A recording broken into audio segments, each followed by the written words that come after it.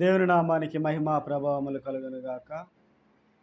గడిచిన దినములంతా కూడా దేవుడు తన కృపలో మనందరినీ కూడా కాపాడి, మరి యొక్క పునరుద్ధాన దినము నాటికి వాక్యమును ధ్యానం చేయుటకు ఈ యొక్క లెంట్ కాలములో మూడవ ఆదివారము పునరుద్ధారణకు ముందు ఈస్టర్ పండుగ ముందు నాలుగవ ఆదివారము ధ్యానం చేయుటకు దేవుడు మనకు సహాయం చేసి ఉంటున్నాడు.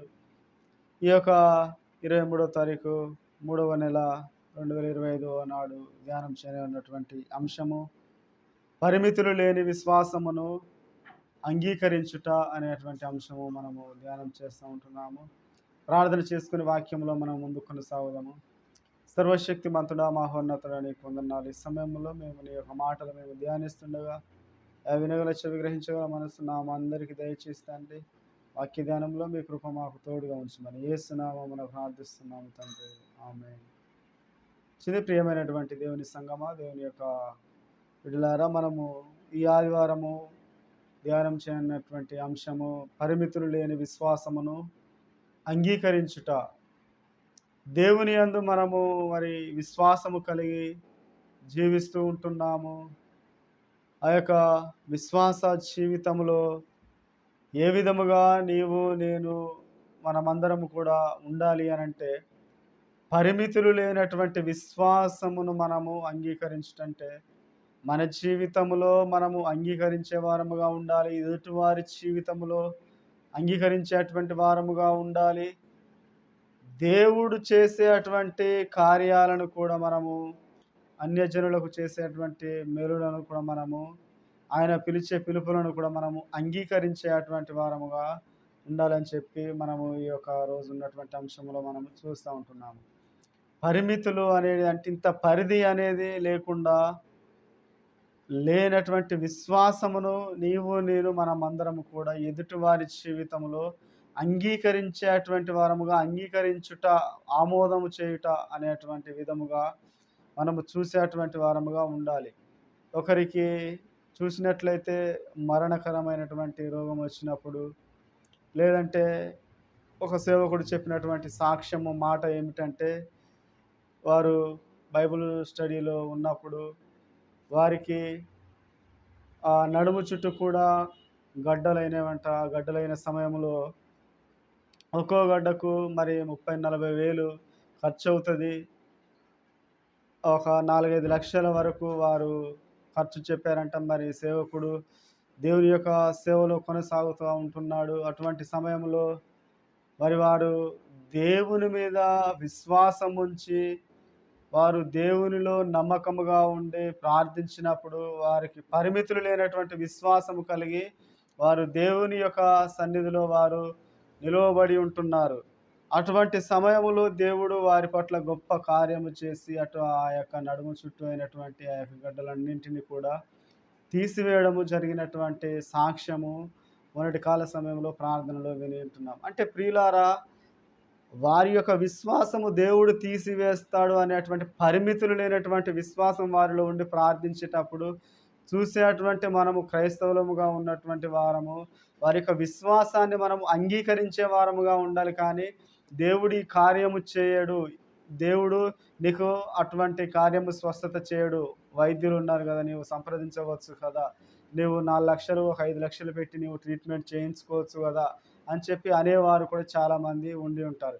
కానీ ఆ యొక్క సేవకుని పరిమితులు లేని విశ్వాసము వలన ప్రియులారా చూడండి, దేవుడు గొప్ప కార్యము తన యొక్క జీవితంలో చేసి ఆ యొక్క నడుము చుట్టూ ఉండినటువంటి ఆ యొక్క కురుపులు, గడ్డలు ఏదైతే ఉంటుందో వాటన్నిటిని కూడా దేవుడు తీసివేసినటువంటి విధము, ఆ యొక్క సాక్ష్యము విని ఉంటున్నాం. ప్రియులారా, పరిమితులు లేనటువంటి విశ్వాసము మన జీవితంలో ఉండాలి, ఎదుటివారి జీవితంలో ఉండాలి. అటువంటి వాటిని మనం ఏం చేయాలంటే ఆమోదించేటువంటి వారముగా, అంగీకరించేటువంటి వారముగా నీవు నేను మనమందరం కూడా ఉండాలని చెప్పి దేవుడు మనకు జ్ఞాపకం చేస్తున్నాడు. పరిమితులు లేని విశ్వాసమును అంగీకరించుట. ఇతరుల జీవితములలో వారి యొక్క విశ్వాసమును చూసి మనము అంగీకరించే వారముగా ఉండాలి.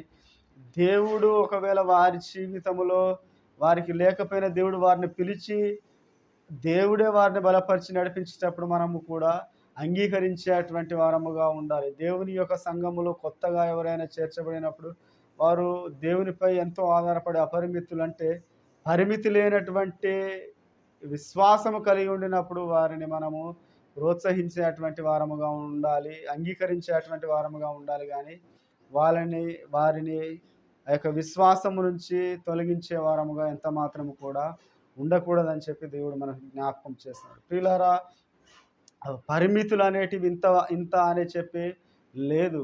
దేవుడు అనేక గొప్ప కార్యములు చేసేటువంటి వాడుగా ఉంటున్నాడు. పరిమితులు లేని విశ్వాసము ద్వారా గొప్ప కార్యములు బైబిల్ గ్రంథములో మనము చూడవచ్చు. ప్రియులారా, పరిమితులు లేని విశ్వాసమును నీవు నేను మనం అందరము కూడా అంగీకరించేటువంటి వారముగా ఉండాలి. క్రైస్తవులుగా ఉన్న మనము, దేవుని నమ్ముకున్నటువంటి వారిని ఎవరైనా సరే కూడా ఆ యొక్క విశ్వాసమును మనము అంగీకరించి వారిని ముందుకు కొనసాగించి నడిపించేటువంటి వారముగా ఉండాలని చెప్పి దేవుడు మనకు జ్ఞాపకం చేస్తున్నాడు. ప్రియులారా, మనము చూస్తే చదవబడినటువంటి యెషయా గ్రంథములో 44వ అధ్యాయం 28వ వచనం మొదలుకొని 45వ అధ్యాయము 8వ వచనం వరకు కూడా మనము యెషయా గ్రంథములో పలికినటువంటి మాటలు, యెషయా ప్రవక్త గారు పలికిన మాటలను మనము చూస్తూ ఉంటున్నాము. ఏమిటంటే దైవోక్తి, అంటే కోరేషును గూర్చినటువంటి దైవోక్తి దేవుడు యెషయా ప్రవక్తకు బయలుపరిచి ఆ యెషయాను పిలుస్తూ ఉన్నాడు. తన యొక్క మందకు కాపరిగా, తన యొక్క సేవకునిగా, తనకు దేవుని యొక్క పనిలో ముందుండేటువంటి వాడుగా దేవుడు కోరేషుని పిలుస్తున్నటువంటి విషయం మనము చూస్తూ ఉన్నాము. ప్రతి ఒక్కరిని కూడా దేవుడు పిలుస్తూనే ఉంటాడు. దేవుడు ఎవరిని కూడా పిలువడు. ఇంతవరకే పరిధి అనేటువంటి బౌండరీస్ మనం పెట్టుకొని ఉంటున్నాము, కానీ దేవునికి అదంతా లేదు. దేవుడు సర్వమును కూడా చేసి సర్వమానవాళిని కూడా తాను నిర్మించి సర్వమానవాళి కూడా ఆయన యొక్క హస్తముల చేత చేయబడి ఉంటున్నదని మనందరికీ కూడా తెలుసు. కాబట్టి ప్రియులారా, దేవుడు ప్రతి ఒక్కరిని కూడా ఎన్నుకునేటువంటి వాడుగా, పిలిచేటువంటి వాడుగా ఉంటా ఉన్నాడని చెప్పి మనం చూస్తూ ఉన్నాం. ప్రియులారా, మనము ఇదే 45వ అధ్యాయంలో 20వ వచనంలో చూస్తే, కూడి రండి, జనములలో తప్పుకొనిపోయిన వారలారా నా యొద్దకు వచ్చి కూడుకొనుడి అని దేవుడు సెలవిస్తాడు. ఇక్కడ చూస్తే ఆ పాత నిబంధన కాలంలో యూదుల మటుకే ఒక విశ్వాసము, వారికి మటుకే ధర్మశాస్త్రము, వేరే వారు దేవుని యొద్దకు రాకూడదు, దేవునిలో ఉండేటువంటి వారుగా లేరు. అటువంటి దినములలో దేవుడు ఈ యొక్క మాటలు రాపిస్తూ పిలుస్తూ ఉన్నాడు. ఎవరినంటే కోరేషుని దేవుడు పిలుస్తూ ఉంటున్నాడు. అన్యజాతి దేవుని తెలుసుకున్నటువంటి వాళ్ళు, లేదంటే యూదులు కానటువంటి వేరే ఒక వ్యక్తిని దేవుడు తన యొక్క పరిచర్యకు పిలుస్తూ ఉన్నాడు. తన యొక్క పరిచర్యకు పిలుస్తున్నాడు. ఏం చెప్తానంటే, నీవు నన్ను ఎరగకుండినప్పటికీ నిన్ను స్థిరపరిచితిని యెహోవాను నేను తప్ప మరి ఎవరిని కూడా దేవుడు లేడని కోరేస్తూ దేవుడు అక్కడ తెలియపరుస్తున్నాడు ఈ యొక్క మాటలు. ప్రియులారా, మనము చూస్తే దేవుడు ప్రతి ఒక్కరిని కూడా పిలిచేవాడుగా ఉంటున్నాడు.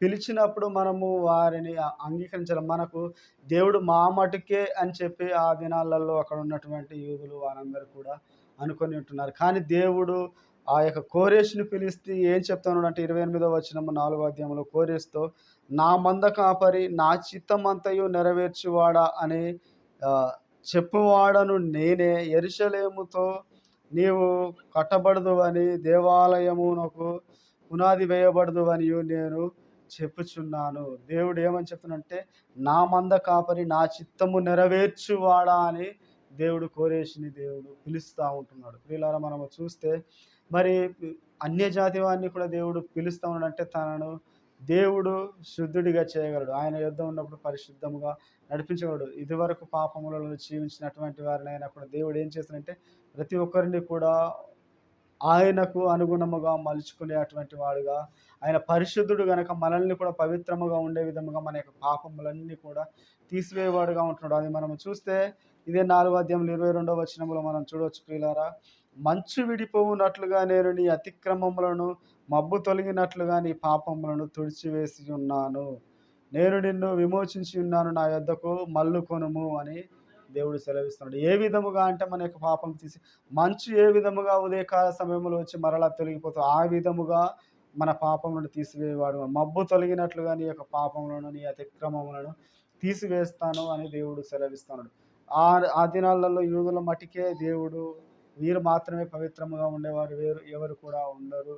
ఈ అన్యజాతి వారు దేవుని యొక్క సేవకు పనికిరారు, దేవుని యొక్క యుద్ధకు వచ్చుటకు అర్హులు కారని ఆ దినాలలో ఉన్నటువంటి సమయాలలో దేవుడు, నేను మంచు వలె నీ యొక్క అతిక్రమములు తీసివేస్తా, మబ్బు వలె నీ యొక్క పాపములన్నీ కూడా నేను క్షమిస్తా, తుడిచివేస్తా అని చెప్పి దేవుడు సెలవిస్తూ ఉంటున్నాడు.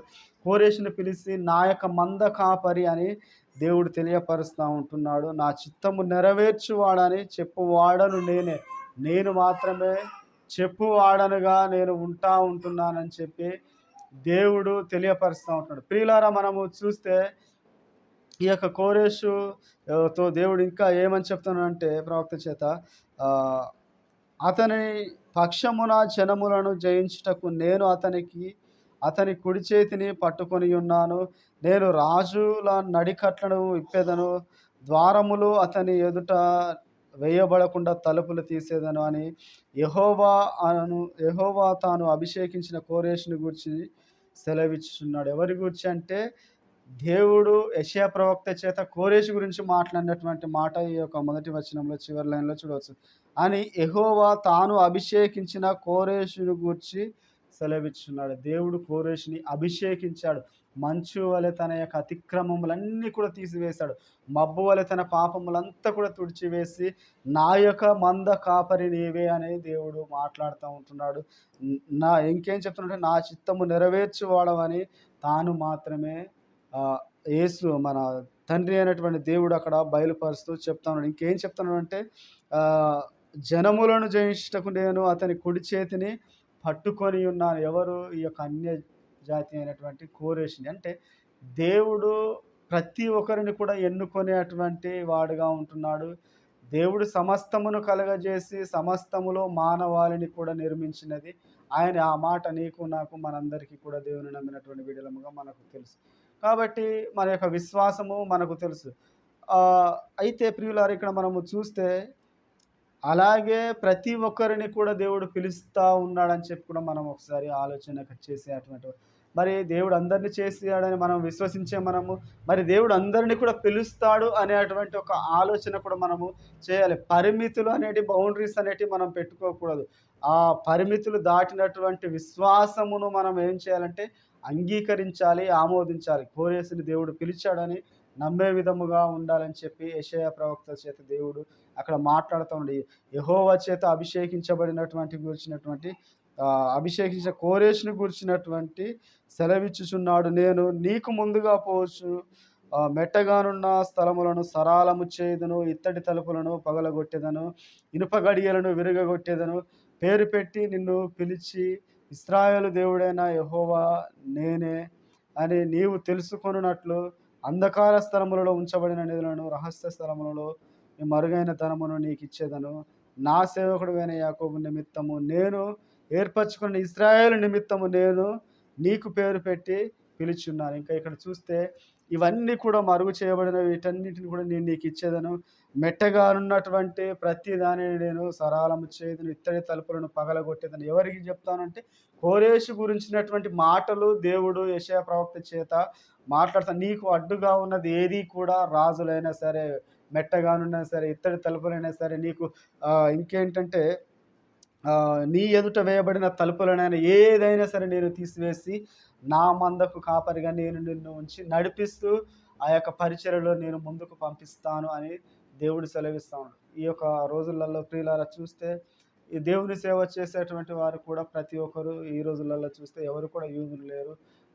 మన దేశాలలో కానీ ఇతర దేశాలు యూదులు అనేటువంటి వారు దేవుని సేవలో పరిచర్యలో పాస్టర్గా నడిచేటువంటి వారు ఎవరు కూడా లేరు.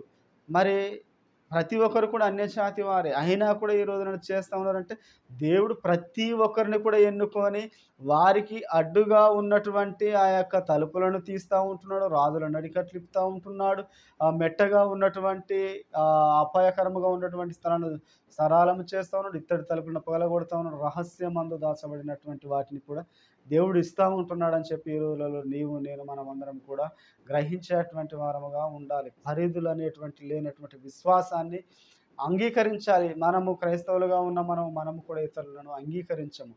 ఎందుకంటే ఆ యొక్క విశ్వాసము మనము అలా పాతుకుపోయి మనలో జీవిస్తున్నాం. కానీ పూర్వం మరి మనం ఎటువంటి వారము? మనము కూడా అటువంటి వారమే కదా! మరి దేవుడు మనల్ని కూడా రక్షణలో నడిపించి, సేవా పరిచయలో నడిపిస్తా ఉన్నాడు. సంఘాలలో చేరుస్తా ఉన్నాడంటే, అది పరిమితులు లేనటువంటి విశ్వాసం. ఇక్కడ కోరెషు విషయంలో కూడా అంగీకరించాలని చెప్తూ ఇంకా ఏం చెప్తున్నానంటే, నా సేవకుడైన యాకోబు నిమిత్తము, నేను ఏర్పరచుకున్న ఇశ్రాయేలు నిమిత్తము, వీరి యొక్క నిమిత్తము నేను నీకు పేరు పెట్టి నిన్ను పిలిచి తిని అని కోరెషు గురించి మాట్లాడుతా ఉన్నాడు. నీవు ఎరగకుండినప్పటికిని నీకు బదులిచ్చి తిని, నీవు నన్ను ఎరగకుండినప్పటికీ నీకు బిరుదులిచ్చి తిని, నేను యెహోవాను, మరి ఏ దేవుడును లేడు, నేను తప్ప మరి దేవుడు లేడు అని చెప్తూ ఇంకేం చెప్తున్నానంటే, నీవు నన్ను తెలుసుకోకపోవచ్చు. ఈ రోజులలో చాలామంది కూడా మనము దేవుని నమ్ముకోనప్పుడు కూడా మనము ఇతరులు మనకు చెప్పినప్పుడు దేవుడు కార్యం చేస్తాడని చెప్పినప్పుడు కూడా మా దేవుడు కాదులే అని చెప్పి మనము అనుకొని ఉంటాం. కానీ దేవుడు మనకు స్వస్థతనిస్తూ, మనల్ని దేవుని తెలుసుకున్నప్పుడు మంచి మంచి బిరుదులు ఇస్తూ మనల్ని నడిపిస్తా ఉన్నాడు. కానీ ఆయన పిలిచినప్పుడు ఇవన్నీ కూడా తెలియపరుస్తున్నాడు. ఏంటంటే కోరెషుకు అటువంటి విజయాలిచ్చి, బిరుదులిచ్చి ఉంటున్నాడు.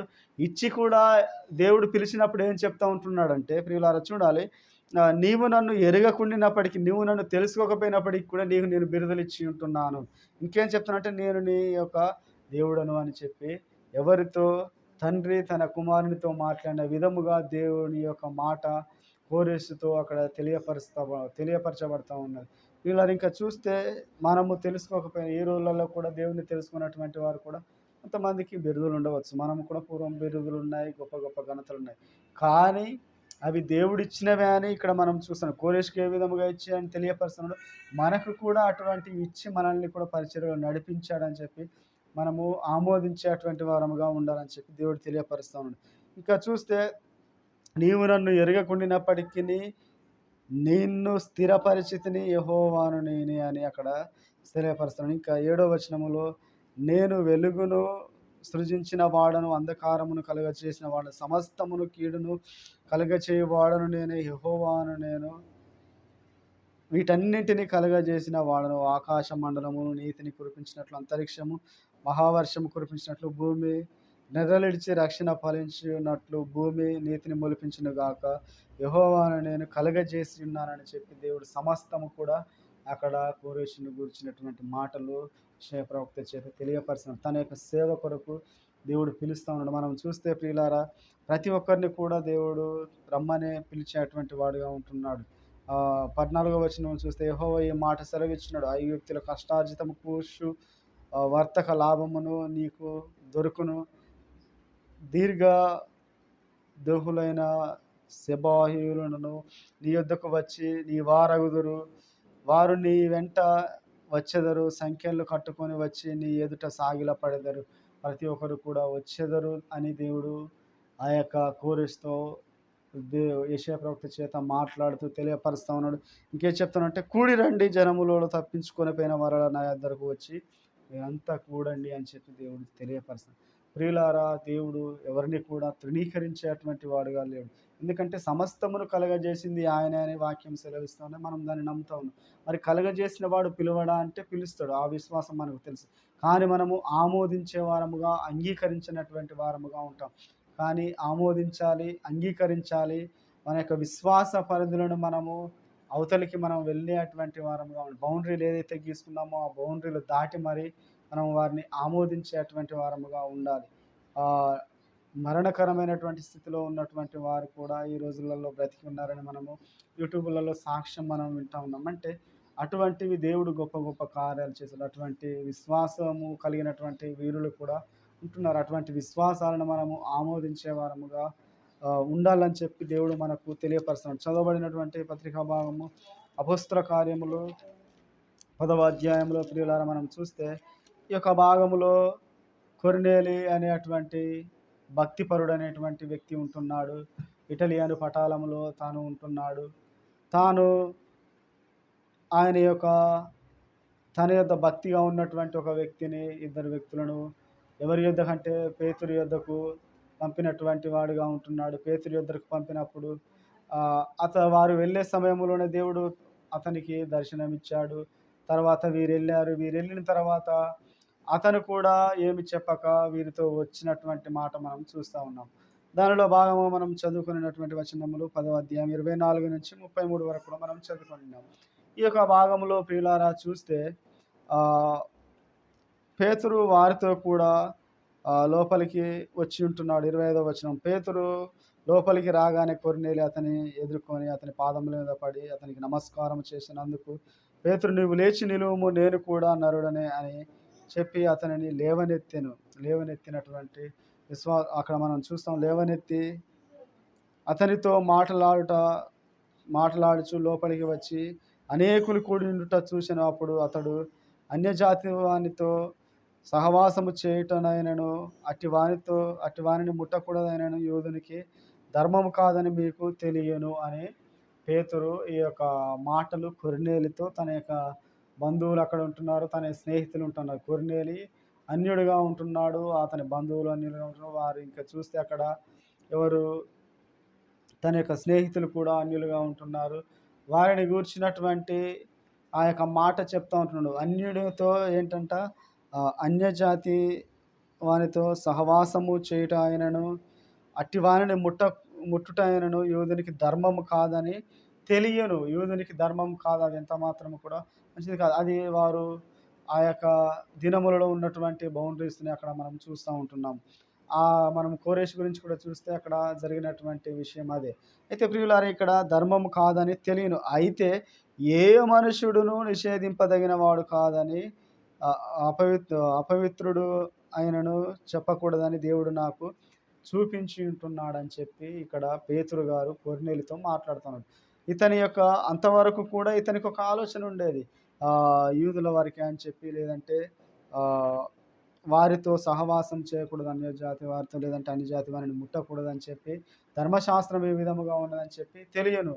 అయితే ఇతను ఆ యొక్క బౌండరీస్ దాటి పరిమితులు లేనటువంటి విశ్వాసము ఇక్కడ పేతురు గారు అంగీకరిస్తా ఉన్నాడు. ఎందుకు అంగీకరిస్తా ఉన్నాడు అంటే, దేవుడు తనను దర్శించి ఇక్కడ మాట్లాడుతూ ఉన్నాడు. ఏదంటే అపొస్తలుల కార్యములోనే మనం చూస్తే ప్రియులారా, ఆయన ఆకలిగొని ఉన్నప్పుడు దేవుడు తనకు దర్శనము కల్పించి ఆకాశము నుంచి 4 చెంగులు పట్టబడినటువంటి దుప్పటి దింపబడుట, దానిలో చతుష్పద జంతువులు, ఆయా పురుగులు, తినరానటువంటి పురుగులు ప్రతి ఒక్కటి కూడా నిషిద్ధమైనది ఉంటున్నది. ఆ సమయంలో దేవుడు ఏం చెప్తుంటాడంటే, పేతురు నువ్వు వాటిని చంపుకొని తినమని చెప్పినప్పుడు, అయ్యా నేను ఎప్పుడైనాను నిషిద్ధమైనది తినలేదు అని చెప్పినప్పుడు, నేను పవిత్రపరిచిన దాన్ని నువ్వెలా నిషిద్ధం అని చెప్తామని చెప్పి ముమ్మారు అలా దేవుడు చెప్పినప్పుడు అతనికి మెలకు వచ్చినప్పుడు ఈ యొక్క కొర్నేలు పంపినటువంటి ఆ యొక్క ముగ్గురు వ్యక్తులు తనను కలుసుకొని తనను తీసుకొని రావడం మనం చూస్తాము. అటువంటి సమయంలో ఈ యొక్క పేతురు ఏం చెప్తానంటే, ఏ మనుషుడును కూడా నిషేధింపదగిన వాడు కాదు, అందరూ కూడా దేవుని బిడ్డలే అని చెప్పి పరిమితులు లేనటువంటి విశ్వాసమును పేతురు గారు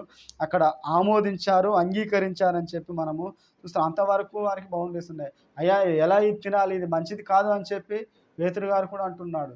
నువ్వు తిను, పవిత్రపరిచానని చెప్పినా కూడా ఇక్కడ పేతురు గారు వినడం లేదు. అయ్యా నేను ఎప్పుడు తినలేదు, ఇది మంచిది కాదని చెప్పినప్పుడు వీరి గురించే ఆ యొక్క దర్శనం అని చెప్పి పేతురు గారు ఇక్కడ గమనించినటువంటి వాడుగా, తెలుసుకున్నటువంటి వాడుగా ఉంటున్నాడు అని చెప్పి మనం చూడవచ్చు. ప్రియులారా, ఈ యొక్క విశ్వాసం, పరిమితులు లేనటువంటి విశ్వాసమును పేతురు గారు అంగీకరించినటువంటి వాడుగా ఉంటున్నాడని చెప్పి చూస్తాం. ప్రియులారా, ఇక ఈ యొక్క మాటలోనే మనం చూస్తే దేవుడు పవిత్రం పరిచిన దానిని మనము నిషేధించకూడదు.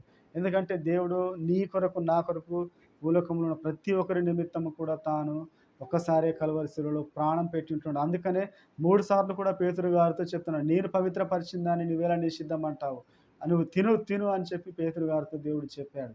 ఆ కళ మేలుకొనిన తర్వాత వీరితో వెళ్ళిన తర్వాత దాని యొక్క భావము పేతురు గారికి అప్పుడు అర్థమై ఉన్నది. అప్పుడు అర్థమై ఏమంటున్నాడంటే, అయితే ఏ మనుషుడును 28వ వచనంలో ఏ మనుషుడు మధ్య నుంచి, అయితే ఏ మనుషుడును నిషేధింపదగిన వాడు ఆయనను అపవిత్రుడనని చెప్పకూడదని దేవుడు నాకు చూపించుంటున్నాడు. ఎక్కడ చూపించాడంటే ఆ యొక్క జంతువుల విషయంలో అక్కడ మాట్లాడుతూ చూపిస్తూ ఉంటున్నాడు. ఎందుకంటే దేవుడు ప్రతి ఒక్కరిని కూడా పవిత్రపరిచాడు. ప్రతి ఒక్కరిని కూడా యెషయా గ్రంథంలో చూసాముగా, మబ్బు తొలగిపోయినట్టుగా, మంచు తొలగిపోయినట్టుగా ప్రతి ఒక్కరి అతిక్రమములను, పాపములు తీసివేయడుగా ఉంటుంది.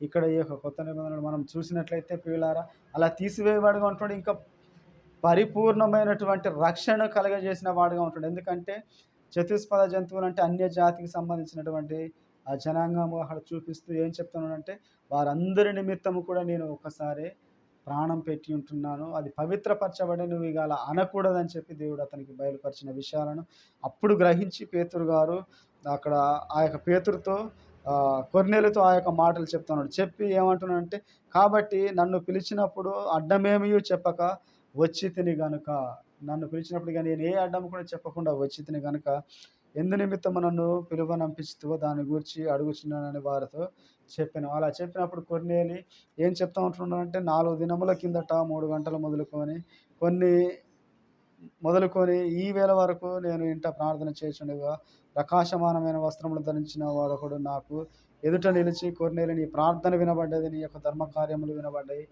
అని చెప్పి ఇక్కడ పేతురుతో కొర్నేలి చెప్పడం మనం చూస్తాము. ఆ సమయము, ఆ యొక్క కార్యములు, ఆ యొక్క దేవుడు మాట్లాడిన ప్రతి ఒక్క విషయములు అక్కడ పేతురుతో చెప్తూ, పేతురు అనబడినటువంటి సీమోను, ఆ చర్మకారుడైనటువంటి సీమోను ఇంట్లో సముద్రపు ధరిన దిగి ఉంటున్నాడు.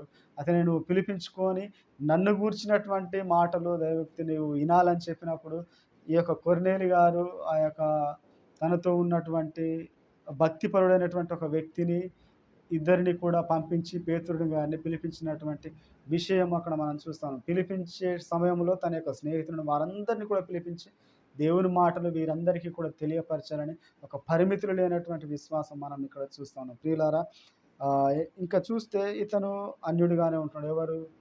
దేవుని ఎరగనటువంటి అన్య జనాంగం కూడా అక్కడ ఉంటున్నారు. వీరందరికీ కూడా దేవుని యొక్క మాటలు చెప్పడానికి దేవుడు కొర్నేలిని దర్శించి ఆ యొక్క పేతురు గారిని తన సేవకుడిని ఇక్కడికి పంపించడం మనం చూస్తూ ఉంటాం. అంటే దేవుడు ఈ యొక్క వీరిని అంగీకరించాడు. ఇక్కడ పేతురు గారితో చెప్తా ఉంటున్నాడు, ఎవరు కూడా నిషేధింపదగిన వాడు కాదని. అంటే పరిమితులు లేనటువంటి విశ్వాసమును పేతురు గారు అంగీకరించాడు. అదే విధముగా వస్తాడు, రావడానికి కూడా ఏమి సంకోచించక వస్తాడని ఒక విశ్వాసము కలిగి దేవుని మాటను పట్టుకొని దేవుని మాటను నమ్మి ఆ పరిమితులు లేనటువంటి విశ్వాసము కలిగి పేతురు గారి యొద్దకు తన యొక్క శిష్యులను పంపడము, తన యొక్క సేవకులను పంపడము కొర్నేలి విషయంలో మనము చూస్తా ఉన్నాం. ఈ మాటలన్నీ విన్న తర్వాత పేతురు గారు ఏం చెప్తానంటున్నాడంటే, వెంటనే నిన్ను పిలిపించిందని చెప్పగా నువ్వు వచ్చినది మంచిది. ప్రభువు నీకు ఆజ్ఞాపించినవన్నీ వినుటకే ఇప్పుడు మేమందరము కూడా నీ ఎదుట ఇక్కడ కూడి ఉన్నామని చెప్పాను. అందుకు పేతురు నోరు తెరిచి ఇట్లా పలుకుచున్నాడు.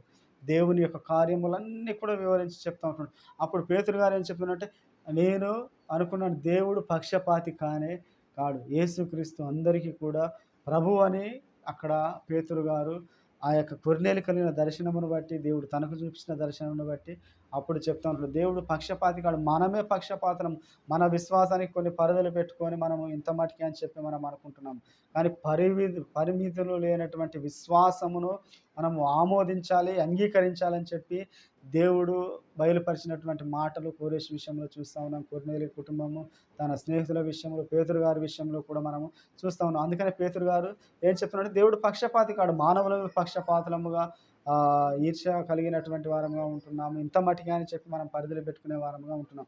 అందుకనే దేవుడు పక్షపాతి కాడు అని చెప్తూ యేసుక్రీస్తు అందరికీ ప్రభువు, ఎందుకంటే తాను మానవాళిని అంతటిని కూడా నిర్మించాడని ఆ యొక్క మాటను ఆయనకు తెలుసు. కాబట్టి అప్పుడు ఆయన అందరికీ ప్రభు అని చెప్పుతూ ఆయన జననము గురించి, తన యొక్క మరణము గురించి, శిలువ గురించి, పాపముల గురించి అనేక విషయాలు చెప్పినప్పుడు వారందరూ కూడా ఆత్మను పొందుకొని రక్షణ పొందుకోవడము మనము చూస్తాను. ప్రియులారా, అంటే పరిమితులు లేనటువంటి విశ్వాసమును అక్కడ అంగీకరించాలి. ఈ రోజున సంఘములో ఉన్న నీవు, నేను, మనమందరం కూడా పరిమితులు లేనటువంటి విశ్వాసము అలా అంగీకరించబట్టే ఈ రోజున నీవు, నేను, మనము రక్షణ పొంది ఉంటున్నాం.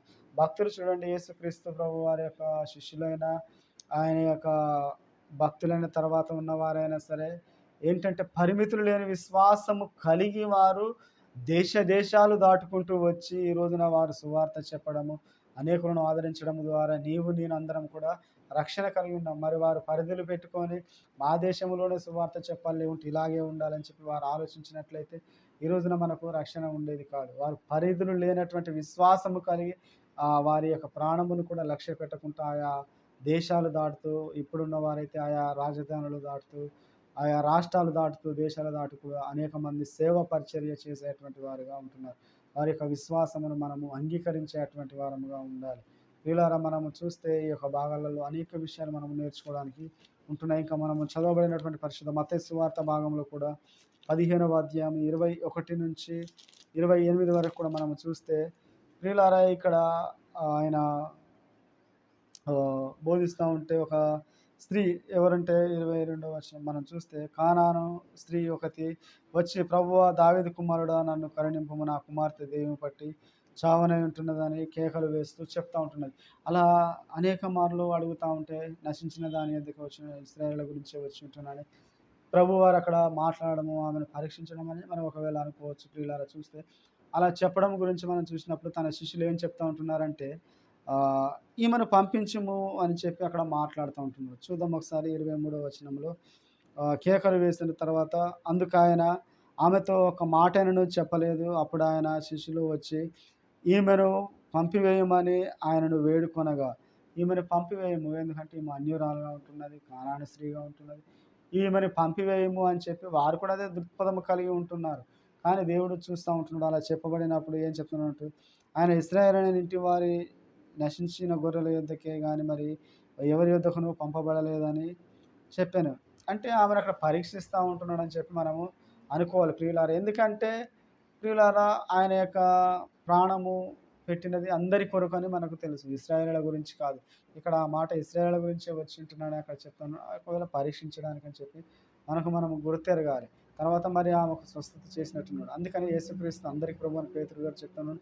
ఆయన ప్రాణం పెట్టింది ఇశ్రాయేలుల గురించి కాదు, సర్వ సమాజంలో ఉన్న మానవాళి నిమిత్తం కూడా ఆయన ప్రాణం పెట్టాడు. అయితే ఇక్కడ మాట్లాడడం ఏం చూస్తామంటే ఇశ్రాయేలు వారి యొద్దకు పంపబడ్డారు, నేను ఎవరి యొద్దకు పంపబడాలి అని చెప్పినప్పుడు ఆమె వచ్చి ఆయనకు మ్రొక్కి ప్రభువా నాకు సహాయం చేయమని అడిగాను. అందుకు ప్రభువారు చెప్పిన పిల్లల రొట్టెలు తీసి కుక్క పిల్లలకు వేయట యుక్తము కాదని చెప్పగా నిజమే ప్రభువా, కుక్క పిల్లలు కూడా తమ యజమానుని బల్ల మీద నుండి పడు ముక్కలు తిని బ్రతుకును కదా. అందుకు యేసు అమ్మ నీ విశ్వాసము గొప్పది, నీ కోరినట్లే అవునుగా అని చెప్పినప్పుడు ఆ గడిలోనే ఆమె యొక్క కుమార్తె స్వస్థపడ్డది. ఎందుకంటే ఈమె పరిధులు లేనటువంటి విశ్వాసం కలిగి ఉన్నది ఈ కానాను స్త్రీ. దేవుడు నా జీవితంలో గొప్ప కార్యం చేస్తాడు, నా కుమార్తెకు స్వస్థతనిస్తాడు అని పరిధిలో లేకుండా దాటి మరి ఆలోచన కలిగి అక్కడ ఆమె అడగడం చూస్తూ ఉన్నాం. ప్రభువారు కూడా ఆ మాట చెప్పి ఆమెను స్వస్థపరచడం మనము చూస్తాం. అంటే పరిధులు లేనటువంటి తత్వము మనము చూస్తాం. ఆ యొక్క విశ్వాసమును నేను మనం అందరం కూడా అంగీకరించేటువంటి వారముగా ఉండాలి. ప్రియులారా చూస్తే దేవుడు గొప్ప కార్యం చేసినటువంటి ఈ యొక్క కానాను స్త్రీ విషయంలో, ఆమె యొక్క కుమార్తె విషయంలో మనము చూస్తూ ఉన్నాం. అంటే ఎవరు కూడా నిషేధింపదగిన పడిన వారు కారని చెప్పి మనము అంగీకరించాలి. ఈ రోజులలో ప్రతి ఒక్కరము కూడా చూస్తే ఇతరులను దూషిస్తూ అంగీకరిస్తూ ఎన్నో మాట్లాడటం, కానీ దేవుని పోలికలు అందరం కూడా చేయబడ్డాం కాబట్టి ఎవరిని కూడా మనము దూషించకూడదు. ప్రతి ఒక్కరిని కూడా మనం దేవుడు ప్రతి ఒక్కరిని ప్రేమించి ప్రాణం పెట్టడం, మరి నేను ఎందుకు దూషించాలి? ఆయనకి ఇష్టమైనది కనుక ఆయన ఏ విధముగా ప్రేమ కలిగి జీవించాడో నేను కూడా ప్రేమ కలిగి బౌండరీస్ పెట్టుకున్నటువంటి విశ్వాసమును మనము తొలగి ఆ పరిధులు దాటి ఇతరులను మనం ప్రేమిస్తూ ఇతరులకు మనము మాదిరి చూపిస్తూ ఆయనను మనం ఇతరులకు కనపరుస్తూ ఆ పరిమితులు లేని విశ్వాసములో మనము నడుచుకునేలాగున మనమందరం కూడా ఉండాలి. ప్రభువారు కూడా అదే చేశారు, పరిమితులు లేకుండా. భక్తులు కూడా అదే చేశారు. ప్రియులారా మనం పరిమితులు అనేటివి మనము ఇంతకాడికి ఆయన మనం పెట్టుకోకూడదు. ప్రతి ఒక్కరము కూడా దేవునికి మహిమకరముగా జీవించేటువంటి వారముగా ఈమె అడగడం ద్వారా దేవుడు గొప్ప కార్యము చేశాడు. ఆ విధముగానే మనము కూడా ఇతరుల గురించి దేవుని అడిగినప్పుడు దేవుడు గొప్ప కార్యములు చేసేటువంటి వాడుగా ఉంటాడు. అటువంటి కృప పరిశుద్ధాత్మ దేవుడు మనందరికీ దయచేయను గాక. ఆమేన్.